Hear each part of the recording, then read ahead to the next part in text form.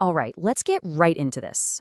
We're looking at an absolutely huge musical project, a composer who set out to create a 12-part cycle called Year in the Life. But this wasn't just about, assigning a simple mood to each month. The goal here was way bigger. to capture the entire emotional and structural journey of a calendar year in music. But that brings up the big question, doesn't it? How do you actually pull that off? How do you translate something as abstract as the feeling of a year passing into actual notes, rhythms, and instruments? It's a seriously fascinating problem for any composer to tackle. And the composer's solution here is just brilliant, mainly because it goes against everything we normally think about how seasons work. It's not about these gentle fades from one to the next. No, the real secret is found in the moments of rupture, the points where a long-building mood suddenly, completely shatters. And this central idea, these powerful moments of rupture, it actually has a name. The composer calls them phase shifts. And believe me, they are the absolute key to unlocking the entire structure of this year-long musical journey. This really gets right to the heart of it. Most of us think of the year as a gradual change, right? A slow, smooth fade between the seasons. But this composer's vision was totally different. It focuses on these sharp, dramatic, almost violent breaks, the moments that completely reset the year's emotional direction. So let's get a really clear definition here. A phase shift isn't just a simple change. It's a psychological event. Think about that feeling when a super long, oppressive heat wave finally breaks, or when the deep, biting cold of winter is just shattered by the first true day of spring. The mood doesn't just ease up, it cracks. So here it is, the entire blueprint for the year. The composer pinpoints two major ruptures, the break from the deep cold of winter and the break from the oppressive heat of summer.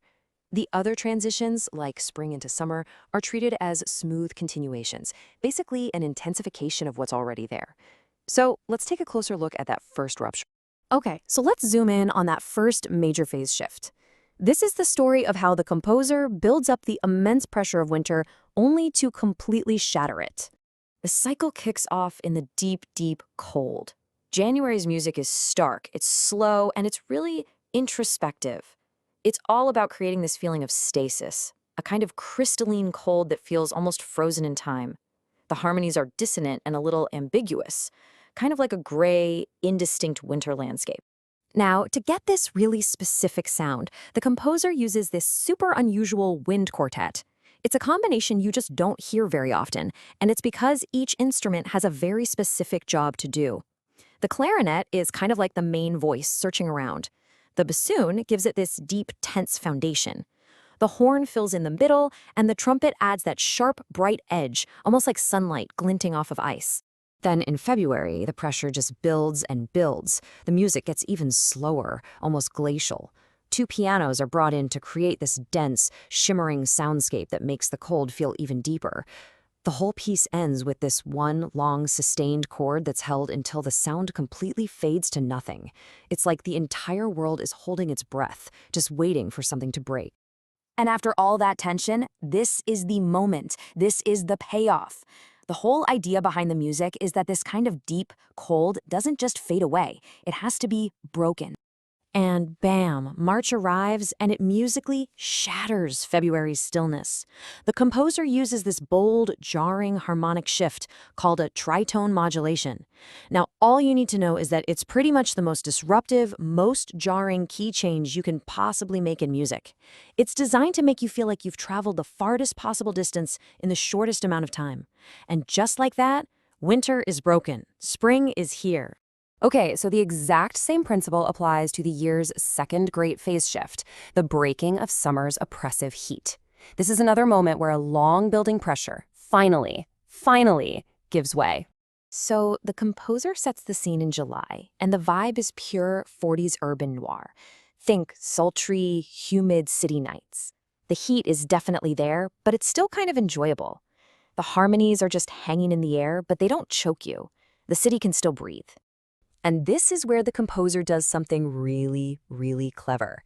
To create the oppressive heat of August, they use almost the exact same music and instruments as July. The key insight here is that the problem isn't new heat, it's too much of the same heat. The relentless continuity itself becomes the enemy. It becomes claustrophobic and adversarial. And just like with winter, this deep, sticky, almost angry heat doesn't just fade away. It has to break. That psychological spell has to be shattered for there to be any relief. September is that break. It's the release. The music immediately shifts to this reflective, almost melancholic mood. All the oppressive textures from August are just gone. They're replaced by transparency and space. And the very first thing you hear, the sound that signals this huge change, is the shimmering, clear entrance of a harp. It's a sound that tells you the emotional world has finally turned a corner. So, what does all this mean when you put it together? Well, this whole structure of ruptures and continuations, it creates this incredibly powerful framework for understanding not just this piece of music, but maybe even our own experience of time. Because, it's not all about these big, dramatic breaks. The composer also masterfully handles the smooth transitions. Spring just glides into summer with this totally frictionless feeling, like you're punting on a river. And autumn deepens into winter with a descent into a shadowy, almost Hansel and Gretel-like forest. These are intensifications, not complete reversal. And this really gets to the composer's whole philosophy about what music should even do. They're balancing two forces. The first is what they call horizontal music. Think of it as the story, the melody moving forward. It answers the question, where are we going? The second is vertical music. That's the harmony, the mood, the atmosphere you feel right now. It answers the question, where are we now? It's all about dwelling inside a single moment. And the combination of these two, the horizontal story and the vertical mood, that's what the composer calls composing on a 45-degree angle. I mean, what a brilliant metaphor, right? Creating music that has both forward momentum and a deep atmospheric texture at the exact same time. You're not just following a story. You are living inside a rich, resonant moment. So when you step back and look at the whole thing, you see this beautiful, elegant architecture. It's built from 4 3-month suites. In each one, a psychological mood builds and builds and builds until a dramatic phase shift ruptures the tension and launches us into the next season. It's a structure that feels so powerful because, honestly, it's built on real human experience. And that really leaves us with a fascinating question to think about for ourselves. If you were to compose the music of your own life, what would it sound like? What are the periods of smooth continuation, where one phase just deepens into the next? And maybe more importantly, what are your ruptures? What are those sudden, explosive phase shifts that truly changed everything?